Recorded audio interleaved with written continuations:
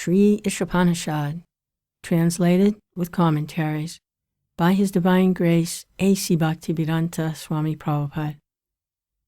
Mantra 10.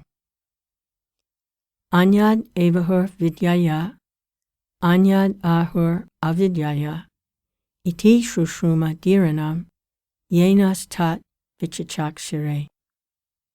Translation. The wise have explained to us that one result is derived from the culture of knowledge, and it is said that a different result is obtained from the culture of nescience. Purport. The culture of knowledge can be practically conducted in the following way, as is advised in Bhagavad Gita, 13th chapter. There it is said that 1. One should become a perfect gentleman himself and learn to give proper respect to persons other than himself. 2. One should not pose himself as a religionist simply for name and fame. Vedic explanations for laymen.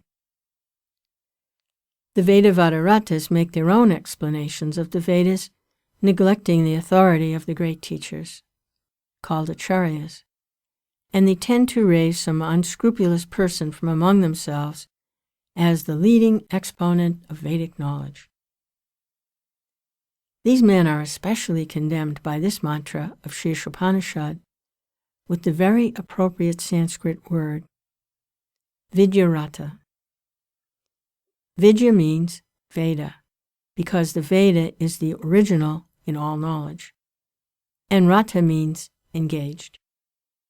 Vidyarata means engaged in the study of the Vedas. As such, the so-called Vidyaratas are condemned here because they do not know what the purpose of the Veda is on account of disobeying the acharyas. Such Vedavataratas are accustomed to finding meaning in every word of the Vedas to suit their own purposes. They do not know that the Vedic literature is not a collection of ordinary books and cannot be understood except through the chain of disciplic succession. One must approach a bona fide spiritual master in order to understand the transcendental message of the Vedas. That is the direction of the Katha Upanishad. But these Vedavadarata people have their own acharya, who is not in the chain of transcendental disciplic succession. Thus they will progress into the darkest region of ignorance by misinterpreting the Vedic literature, even more so than those who have no knowledge of the Vedas at all. The Mayaya Pritagyana class of men are self-made gods. Such men think that they are themselves God, and there is no necessity of worshiping any other god. They will agree to worship an ordinary man if he happens to be rich, but will never worship the actual personality of Godhead. Such foolish men cannot recognize their own foolishness regarding the question of how God can ever have been entrapped by illusion. If God were ever entrapped by illusion, then illusion would be more powerful than God. But they also say that God is all-powerful. If God is all-powerful, then how can He be over? Number 3. One should not become a source of anxiety to others by the actions of his body, mind, or words. 4. One should learn forbearance, even if there is provocation from others. 5. One should learn to avoid duplicity in his dealings with others. 6. One must have a bona fide spiritual master who can lead him gradually to the stage of spiritual realization, and to such an acharya or spiritual master he must submit himself with service and relevant questions. 7. One must follow the regulative principles enjoined in the revealed scriptures in order to approach the platform of self-realization. 8. One must be fixed up in the tenets of the revealed scriptures. 9. One should completely refrain from practices which are detrimental to the interest of self-realization. 10. One should not accept more than what he requires for the maintenance of the body. 11. One should not falsely identify himself with the material covering of the gross body, nor consider as his own those who are related with his body. 12. One should always remember that so long as he has a material body, he must face the miseries of repeated birth, death, old age, and disease. There is no use in making plans to get rid of these miseries of the material body. The best thing is to find out the means by which one may regain his spiritual identity. 13. One should not be attached to more than the necessities of life required for spiritual advancement. 14.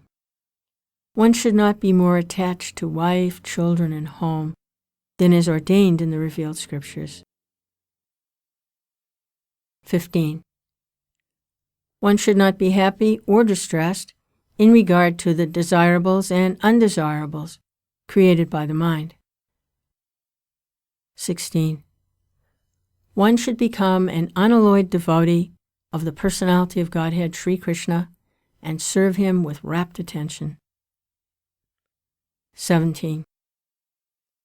One should develop a feeling for residing in a secluded place with a calm and quiet atmosphere favorable for spiritual culture, and thus avoid congested places where the non-devotees congregate. 18. One should become a scientist or philosopher and make research into spiritual knowledge, not material knowledge, recognizing that spiritual knowledge is permanent, whereas material knowledge ends with the death of the body. These 18 items form a gradual process for developing real knowledge.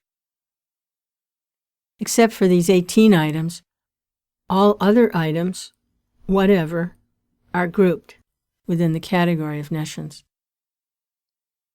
Srila Bhaktivinoda Thakur, a great acharya, said that all the forms of material knowledge are merely external features of the illusory energy, and by culturing them, one becomes no better than an ass.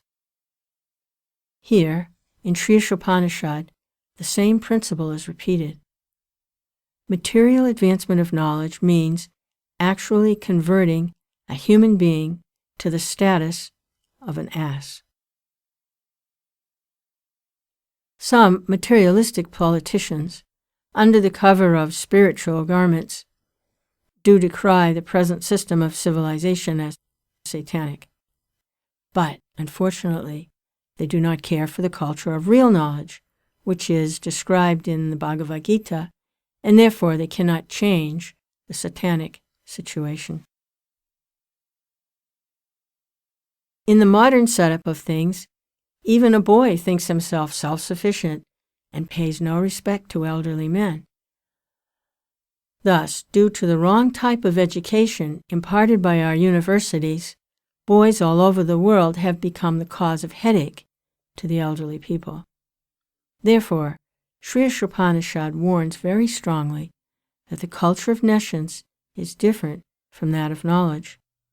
The universities are, so to speak, centers of nescience only, and therefore the scientists are busy discovering lethal weapons to wipe out the existence of other countries. University students today are not given instructions on the regulative principles of brahmachari, the spiritual progress of life, nor do they have any faith in the respective scriptural injunctions. Religious principles are taught for the sake of name and fame only, and not for the matter of practical action. Therefore, there is animosity, not only in the social and political fields, but in the field of religion as well. Nationalism in different parts of the world has also developed on account of this nescient education of the people. They have no information that this tiny earth is just a lump of matter floating in immeasurable material space along with many other lumps. In comparison to the vastness of space, these material lumps are like dust particles in the air. Because God has kindly made these lumps of matter complete in themselves, they are perfectly equipped with all necessary arrangements for floating on in space. Our Sputnik drivers are very proud of their achievements, but they do not look to the supreme driver of these greater, more gigantic Sputniks called planets. There are innumerable suns occupying space, with innumerable arrangements of planetary systems. We small creatures, as the infinitesimal parts and parcels of the Supreme Lord, are trying to dominate these unlimited planets by repeated birth and death, but are generally frustrated by old age and disease. This span of human life is scheduled for about 100 years, although it is gradually decreasing to the limit of 20 or 30 years of life. Thanks to the culture of nescient education, befooled men have created their own nationalisms within these planets in order to grasp at sense enjoyment for these few 20 or 30 years. Such foolish people are drawing up various plans to make some demarked portion of the earth as perfect as possible, which is ultimately ridiculous. And for this purpose, each and every nation has become a source of anxiety for the others. More than 50% of their energy is spoiled in defense measures, without caring for the real culture of knowledge, and they're falsely proud of becoming advanced in both material and spiritual knowledge. Sri Isopanisad warns of this faulty mode of education, and in the Bhagavad Gita gives instructions as to the development of real knowledge. In this mantra, there is a hint that the instruction of vidya, knowledge, must be gained from the dhira. Dhira means undisturbed, not disturbed by material illusion. No one can be undisturbed unless and until he has perfect spiritual realization. When one is perfectly spiritually realized, he has no more hankering for anything acquired, nor does he lament for anything lost.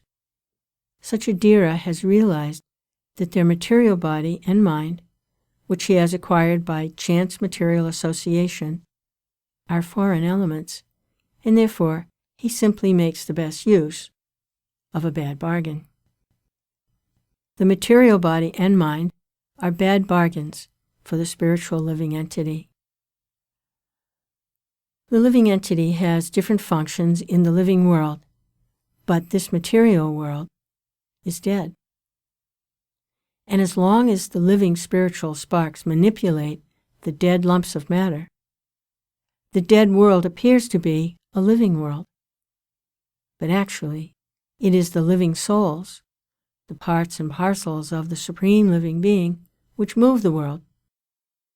The dhiras are those who have come to know all these facts by hearing of them from superior authorities, and who have realized them by following the regulative principles. To follow the regulative principles, one must go under the shelter of a bona fide spiritual master. The transcendental message comes down from the spiritual master to the disciple with the regulative principles, and not in the hazardous way of nescient education. One can become a dhira only by such submissive hearing from the personality of Godhead. The perfect disciple must be like Arjuna, and the spiritual master must be as good as the Lord himself. These are the processes of learning vidya, knowledge, from the dhira, the undisturbed. A dhira, one who has not undergone the training of a dhira, cannot be an instructive leader. Modern politicians who pose themselves as dhiras are themselves adhiras. One cannot expect perfect knowledge from them. They are busy with their own remuneration in dollars and pounds. How can they lead the mass of people to the right path of self-realization? One must hear submissively from the dhira in order to get actual education in life.